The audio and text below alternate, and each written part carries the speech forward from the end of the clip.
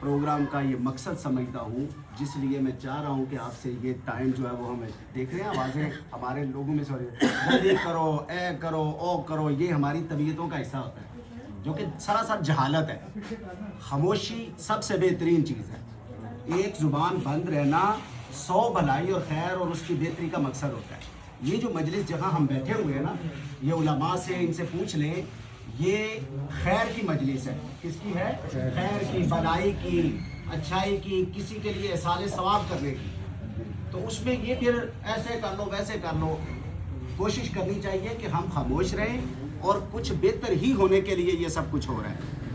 मैं ये जो कुरान करीम की आया करीमा तिलावत की है, इसमें दरअसल ये सारा मकसद इसमें मौजूद है। मैं चाहता हूँ कि हम थोड़े से वक्त में इंशाअल्लाह इफ्तार से पहले दुआ भी और हर चीज़ से फारिग हो जाएंगे और हम दुआ मांग लेंगे और अपना इफ्तारी करके।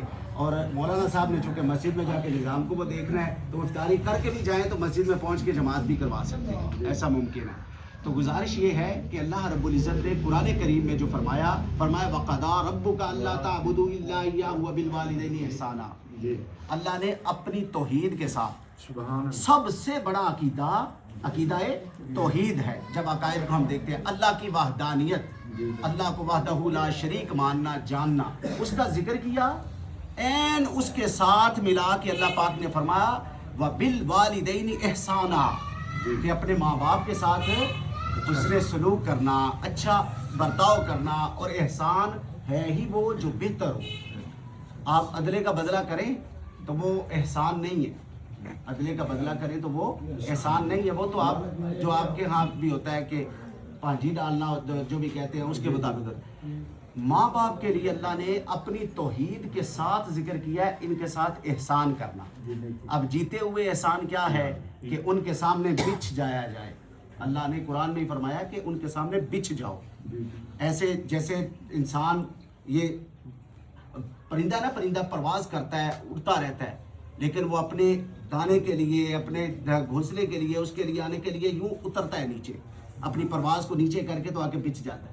माँ बाप के लिए इस तरह अल्लाह ने कुरान में हुक्म दिया कि उनके सामने बिछ जाओ, वो तुम्हारे लिए। और बाकायदा पहले अकीदों में देखें आप, पहली कौमों में रब के दर्जे पर माँ बाप को पूजा जाता रहा, और यहाँ इसका तो हुक्म नहीं है। और उनको एहसान का हुक्म दिया गया कि उनके साथ भलाई करो। भलाई की एक सूरत ये है कि आप उनके लिए सदका जारिया बन जाओ, उनके लिए सदका जारिया बन जाओ।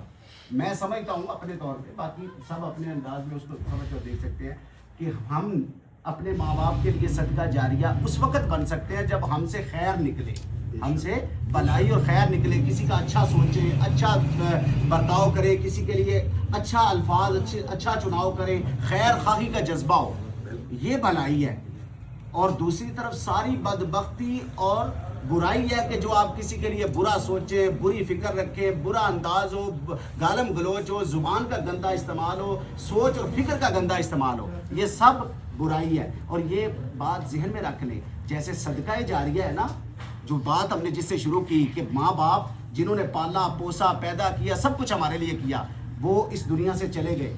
आज हम उनकी जगह पे खड़े हैं। अगर हम बुराई कर रहे हैं तो उसका वबाल भी उन पर पहुंच रहा है, अगर हम अच्छाई कर रहे हैं तो सदका जारिया की सूरत में उनको नफ़ा और फ़ायदा पहुंच रहा है ना। और अगर बुराई कर रहे हैं, बदबख्ती कर रहे हैं, तो उसका वबाल भी उन तक पहुंच रहा है। हमें इस बात को रियलाइज़ करना और समझना चाहिए कि उन्होंने हमें इसलिए पाला था, इसलिए पोसा था कि हम अपने बुरे अमाल से उनके लिए कब्र के लिए बोझ बन जाएं, या इसलिए पाला पोसा था कि हम यहाँ अच्छाई करके भलाई करके उनके लिए सदका जारिया बन जाए, उनके लिए कब्र में राहत का, सुकून का सबब बन जाए, उनकी कब्र को कुशादगी का सबब बन जाए, उनके लिए भलाई और खैर का सबब बन जाए। तो मेरा